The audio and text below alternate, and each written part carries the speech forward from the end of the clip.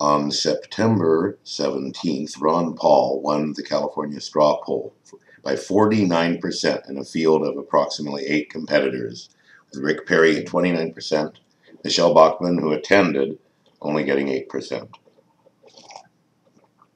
So in my view, we are within striking distance of the White House, and if we are going to get progressives and left libertarians and Jeffersonians on board, there are 2 things we need. One is we need to define the Jeffersonian or libertarian or small government ladder of opportunity or safety net. I hate to use buzzwords, but we need to convince the poor and the middle class that they're not going to simply see greater wealth concentration occur with fewer regulations.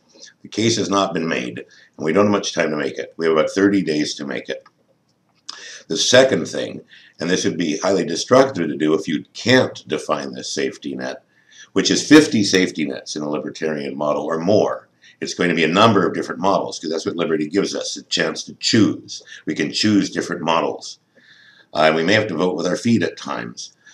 So the second issue is to appoint a progressive as the vice president. You take it from the honest man of Ron Paul, who doesn't lie, doesn't back down, and doesn't prevaricate, doesn't change his positions, and says the truth even when he gets booed. God bless him, whether you believe in God or not. And Dennis Kucinich. You know, there are other guys in the Democratic Party, but Kucinich clearly stands out as the most fearless. You know, he was a third-string quarterback on his high school football team, and he's about 5'2" or 5'3".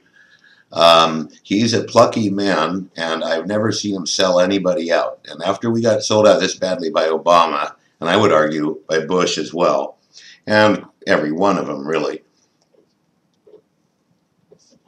they can define what it is they're going to do, and it holds up to criticism. It'll reassure the conservatives that would find Kucinich normally odious, perhaps some of them, and on the progressive side, reassure them, because some of them think Ron Paul is way too extreme. So we need to show how we're going to propel America into a new age of progress, one where we can finally get rid of a society based on fear-mongering and poverty maintenance systems, which Ron Paul calls the welfare state, and actually have a ladder of opportunity that doesn't rot, doesn't get pulled out from under you. So Ron Paul is a smart man. Everybody agrees about that. And he is a very principled man. And his principles, I'm not talking about his moral principles, I mean his principles of economic analysis, support many different visions of the future. Because it's a message of liberty and choice. But people are worried that the liberty will only being for the rich. And that is why having a clearly defined vision followed by or at the same time as a Kucinich appointment could be extremely powerful. We have to show in concrete terms what a libertarian society or a small government society of wealth creation would look like. Because you can't just do it by dismantling the current system. You have to build something new in its place. And it doesn't mean that Ron Paul has to build it, but he has to lay out what are people to do. He has to give them some building plans for the new economy, because it isn't just going backwards. We're in the 21st century. So we need a clear program about the libertarian safety net. And these 2 men, they aren't going to sell you out. They have hearts of gold and iron. And so we need to develop the financial model that will assure the poor and the working class that this is their best way forward. And not because they have no other options. That's actually a good way in and of itself. All the others who are in the race will continue the current trends of the top 1% not only getting everything and more, but now they're getting your grandkids' money because of the way the deficits are funneling money into these companies. And the top 1% are getting your civil liberties because they control the political system. So when you sacrifice your liberties, they don't go into the air. They concentrate into their hands. So they're also taking your rights and putting them in their pocket. So California says Ron Paul's to win or lose now if he either has already figured this out or listens to my message. you could have this state. And you need to pre-announce this right away because it takes a long time for people to cross into the Republican primary. So unfortunately, we have to change our registration. I'm a Libertarian Party member right at the moment. I have to change to become a Republican to vote for Libertarian. So, and then I was a Democrat before, so it would be the same case for them. So when we pre-announce, you know, we can defeat the corrupt, mediocre establishment politicians like Obama. I'm sorry to say that about Barack Obama. I campaigned for him ardently, but those who feel betrayed and let down are sometimes the people with the greatest amount of anger. And this is going to take a lot of work. We need to demonstrate both laissez faire models that eradicate poverty and communitarian models and the range between. So the basic thesis is this. In business, you want to make a profit. So the less jobs you have in your company and still produce the product correctly, the more efficient you are, the wiser you are, and the better you are.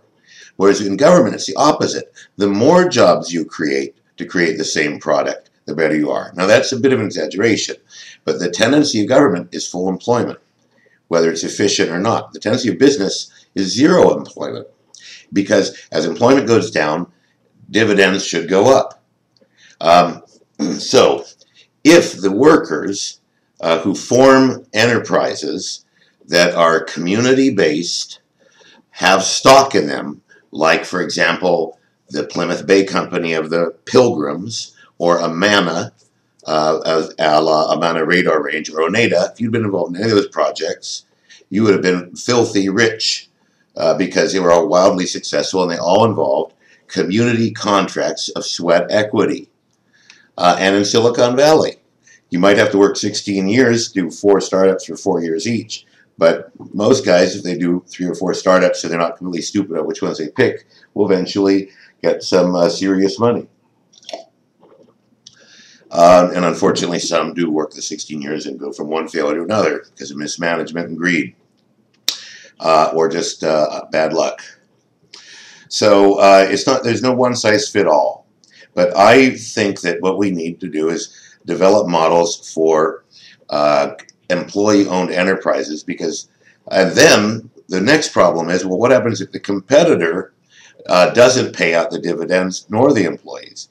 And I can't solve all the problems of competition overnight. I want to lay out some ideas. I'm hoping other people will flesh all of this out.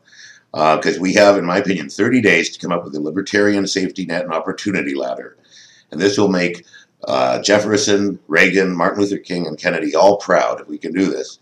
Yeah, we can take the honesty of the progressives and of the small government Republicans, because in my family we had both, you know, reflecting on my own circumstances.